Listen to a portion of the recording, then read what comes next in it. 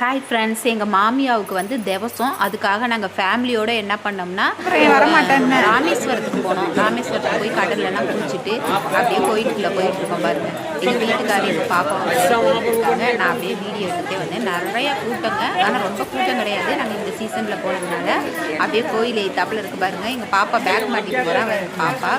ஆமாம், கொஞ்சம் கூட்டம்தான் இருந்தாலும் நான் வீடியோ அப்படியே எடுத்துக்கிட்டே போனேன். எங்கள் பாப்பா போயிட்டே இருக்க. அப்படியே கோயில் கொஞ்சம் கொஞ்சமாக வந்து பாருங்கள். யாரெல்லாம் ராமேஸ்வரம் போயிருக்கீங்கன்னு சொல்லுங்கள். ஆமாம், ராமேஸ்வரத்துக்கு யாரும் போகாமல் இருக்காதீங்க, தயவுசெய்து மிஸ் பண்ணாதீங்க. அந்த கோயிலுக்கு போங்க. நிறைய கோயிலில் தீர்த்தம்லாம் நிறைய 22 தீர்த்தம் நம்மள மேலே பட்டா அது உடம்புல உள்ள நோயெல்லாம் போகும், நல்லா இருக்குன்னு சொல்லுவாங்க. ஆமாம், அந்த கோயிலை பாருங்கள், அவ்வளோ அழகாக இருக்குது. கூட்டம் வந்துகிட்டே இருந்துச்சு. நான் அப்படியே வீடியோ எடுத்துகிட்டே போனேன். ஆமாம், அப்புறம் கடற்கரைக்கு போனோம்.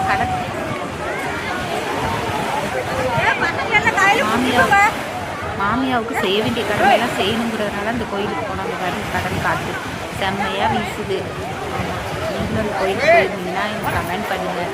அங்கிட்டு போகலாம் இங்கிட்டு போகலான்னு யோசிச்சுட்டே இருந்தேன். தண்ணியை பார்த்துட்டு எப்படா குளிக்கிறதுன்னு ரொம்ப தவிச்சு போயிட்டேன். நான் எல்லாரும் குளிக்கிறதுக்கு வீடியோ எடுத்துக்கிட்டே இருந்தோம். குளிங்கிறாரு, நம்ம அதுக்கு பயமாக இருக்காது. யோசிச்சுக்கிட்டே இருந்தேன். ஓடுறா பாரு.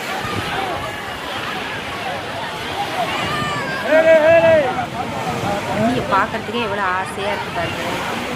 நீங்களாம் போயிருந்தீங்கன்னா எனக்கு கமெண்ட்ஸ் பண்ணுங்கப்பா. ஜாலியாக இருந்துச்சு போனது. ஆமாம், ஆனால் பஸ்ஸில் தான் கோவையில் ட்ரெயினில் போனோங்க ரொம்ப கஷ்டம். 6 மணி நேரம் முடியலை என்னால். ஆமாம், எப்படா போய் ராமேஸ்வரம் இறங்குவோன்னு தோணுச்சு.